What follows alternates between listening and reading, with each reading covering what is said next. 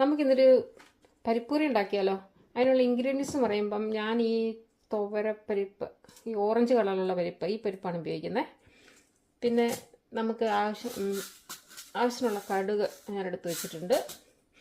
പിന്നെ ഈ പരിപ്പ് കറിക്ക് ഞാൻ സ്പിനാച്ച് ഇടുന്നുണ്ട് കേട്ടോ. സ്പിനാച്ച് നിങ്ങൾക്കറിയാമല്ലോ, ഹെയറിനും സ്കിന്നിനും പിന്നെ ഡൈജഷനും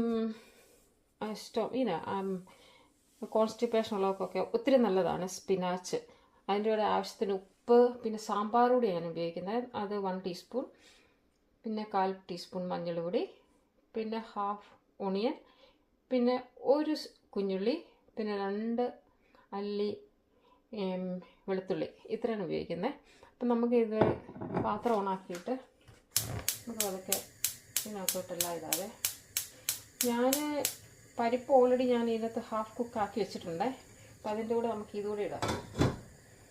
സബോള, കുഞ്ഞുള്ളി, പിന്നെ വെളുത്തുള്ളി, സ്പിനാച്ച്, പിന്നെ ഉപ്പ്, പിന്നെ സാമ്പാർ പൊടി, പിന്നെ മഞ്ഞൾ പൊടി. നമുക്കിത് കടുക് പൊട്ടിക്കാൻ നിൽക്കാം.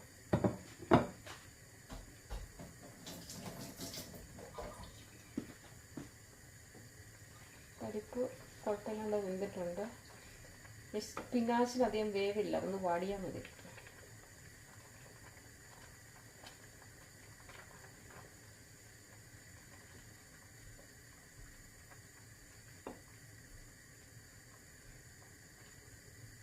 സ്പിനാച്ച് നാട്ടിൽ ഈ ഇല കിട്ടുമെന്ന് അറിയത്തില്ല, പക്ഷെ ഇത് ഒത്തിരി നല്ല കേട്ടോ. ഈ ഹെയർ ഫോൾ ഉള്ളവർക്കൊക്കെ ഇത് പ്രിവെൻഷനായിട്ട് പറയുന്നുണ്ട്.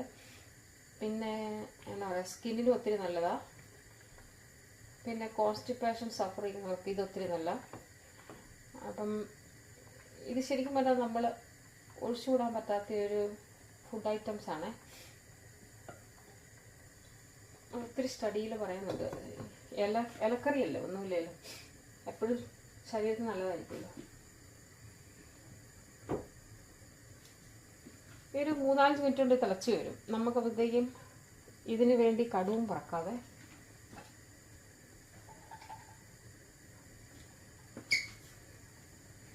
നമ്മളൊരു ചെറിയ പാത്രത്തിനകത്തോട്ട് കടുവ് വറുത്ത് വെക്കാം.